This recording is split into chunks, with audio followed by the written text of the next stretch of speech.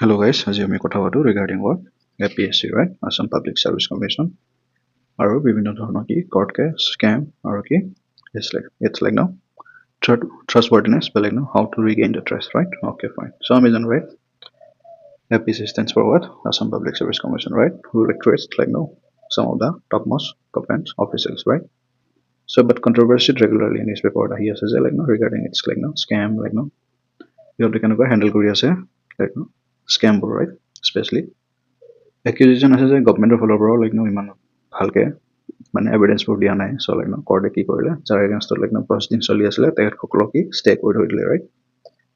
চ' opposition পাৰ্টিবোৰক কি কৰিছে গভৰ্ণমেণ্টক accused কৰিছে যে গভৰ্ণমেণ্টে এনাফ এভিডেন্স দিয়া নাই বা কালেক্ট কৰা নাই যদিও সিহঁতে পাৰে, ৰাইট?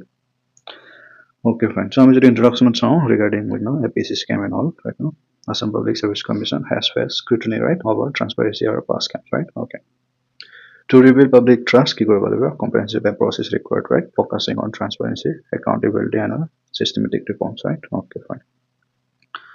যদি আমি steps to চাওঁ, like what are the steps to strengthen and maintaining its transparency, তেতিয়াহ'লে কি কৰিব লাগিব? যদি step 1 to চাওঁ, তেতিয়াহ'লে digitization of process, right?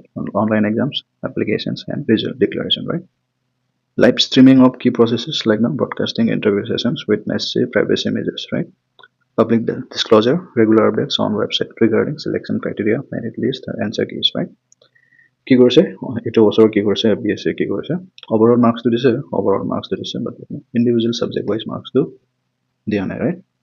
In APSC means, right? Okay, fine. That's a one kind of blunder will cover your especially constitutional commission like APSC তাৰ পৰা এনেকৈ expect কৰিব নোৱাৰি. Okay, fine. আৰু independent audits বা monitoring এটা লাগিব, right? So that third party audits to আমি suggest কৰিব পাৰি, right? Engaging independent agencies to audit recruitment process, right? Or citizen oversight committees involving what retired judges, educators, and civil society members in overseeing key decisions, right? Okay, fine. So the third session to sound it strict action against corruption, right? Okay.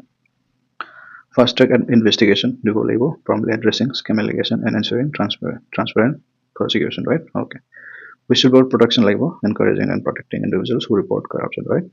Blacklisting corrupt officials, permanently bearing officials involved in fraudulent activities, right? Okay. আৰু যদি ফৰ্থত যাওঁ তেতিয়াহ'লে reforming examination আৰু selection process, right? আমি কি use কৰিব পাৰি? Artificial intelligence and blockchain based verification, right? Preventing paper leaks and result manipulation আৰু randomise examiner selection, avoiding favouritism by selecting interview panels randomly, right? Okay, fine. Automated paper checking, reducing human bias in subjective evaluation, right? Okay, fine. যোনটো এতিয়া চলি আছে বাৰু automated paper checking. যদি আৰু fifth ষ্টেপটো কি হ'ব? Public engagement and communication, right? আমি ৰেগুলাৰলি কি পাব্লিকক কনফাৰেঞ্চত ল'ব লাগিব, right? Okay. Regular press briefing, providing updates on reforms and addressing public concerns, right? Feedback mechanism এটা ল'ব লাগিব so that students বা civil society কি feedback regularly দিব পাৰে, right? Establishing helpline and grievance portals for candidates, right? Awareness campaign চলাব লাগিব using social media and outreach programs to educate on fair recruitment process, right? Okay.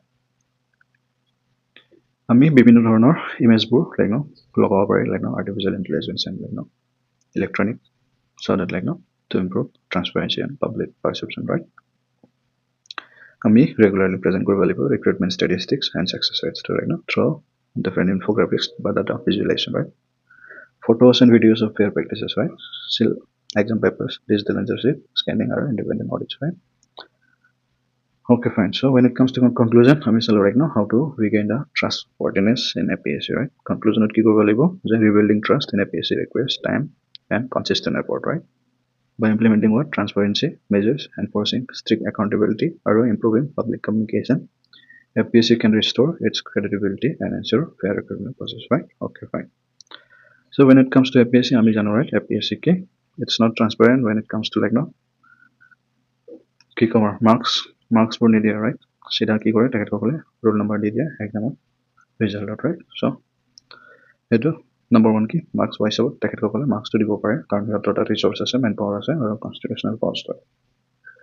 আৰু বিভিন্ন ধৰণৰ measures ক'ব গ'লে কি online for transparency, right? Fast track courts by investigation for what? Fraud and scams, right? Okay. Public awareness,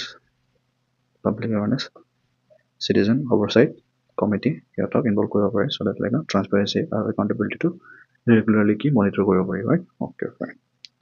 okay guys, বাছ এইখিনি আছিলে okay আজি ডিছকাশ্যনত APSC এণ্ড ইটছ লাইক ন reforming and transparency, right? Okay fine.